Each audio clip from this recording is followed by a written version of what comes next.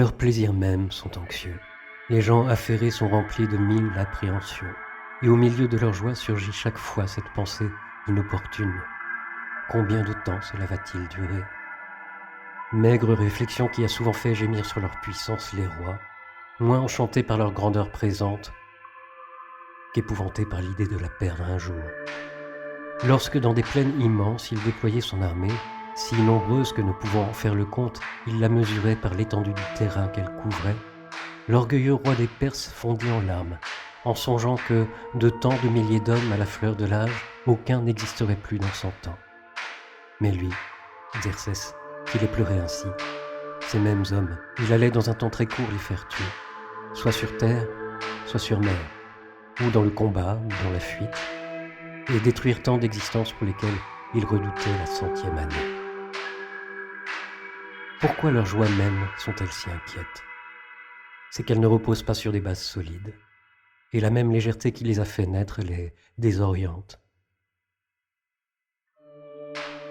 Que doivent être les moments malheureux de leur vie, comme ils les appellent eux-mêmes, si ceux dont ils sont si fiers et qui paraissent les élever au-dessus des autres sont si emmêlés? Les meilleures choses n'épargnent pas les soins qu'on leur donne, et la chance la plus grande est celle à qui l'on doit moins se fier.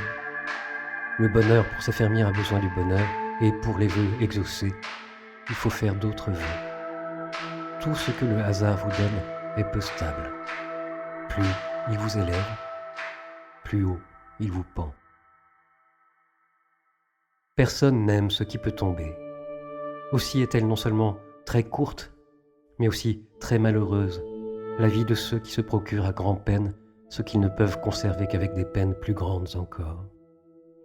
Ils obtiennent difficilement ce qu'ils désirent et possèdent avec inquiétude ce qu'ils ont obtenu.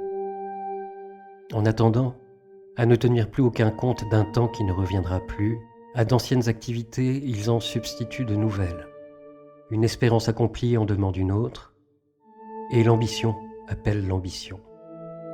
On ne cherche pas la fin de cette peine, on en change seulement l'objet. S'est-on obsédé de parvenir aux honneurs, on perd plus de temps encore aux fins d'y faire arriver les autres. Candidats, une fois parvenus à la fin de nos menées, nous commençons à quémander pour un autre. Avons-nous déposé la fâcheuse fonction d'accusateur, nous aspirons à celle de juge. A-t-on cessé d'être juge, on cherche la questure. A-t-on vieilli à gérer en mercenaire la richesse d'un autre, maintenant, gérer la sienne absorbe tout entier. Marius abandonne-t-il le costume de soldat? C'est pour devenir consul. Quintius veut-il se défaire de la charge de dictateur? On l'arrache bien vite à ses charrues et à ses champs. Scipion marche contre les Carthaginois, trop jeunes pour une si grande action. Vainqueur d'Hannibal, vainqueur d'Antiochos. Il brille durant son consulat. Il assure celui de son frère. On l'aurait placé aux côtés de Jupiter s'il ne s'en était défendu. Plus tard, des factieux ne l'en poursuivront pas moins. Et celui dont les jours de jeunesse avaient été tellement honorés se contentera de mettre dans l'exil à vie l'ambition de ses vieux jours. Jamais ne vous manqueront dans le bonheur ou dans la fortune les soins et les soucis. Et cet affairement vous interdira le repos toujours désiré et jamais obtenu.